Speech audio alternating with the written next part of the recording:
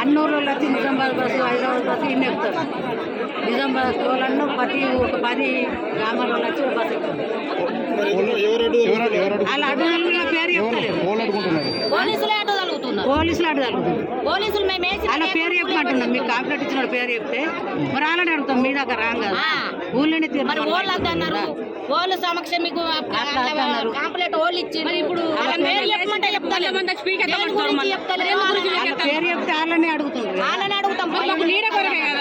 మేము వాళ్ళ ఎవరి పట్టదారులు వేస్తలేరు కదా సర్కార్ భూమి అది.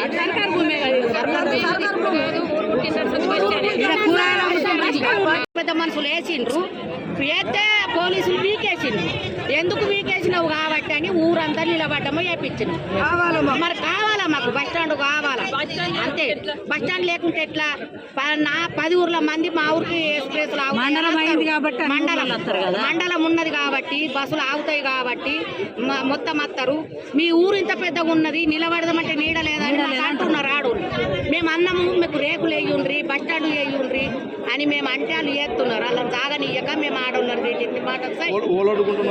పోలీసులే ఓళ్ళ మీద అన్నట్టు అడిగినాం. ఎందుకు అడ్డొస్తున్నారు సార్ మీరు ఎప్పుడంటే చెప్తలేరు. చెప్పని కారణం ఏమున్నది? ఓళ్ళు అద్దన్నారు. మరి రేవంత్ రెడ్డి అద్దన్నాడా, కలెక్టర్ అద్దన్నాడా, సునీల్ రెడ్డి అద్దన్నాడా? వాళ్ళు అద్దంటే వాళ్ళ దగ్గరికి పోతాం.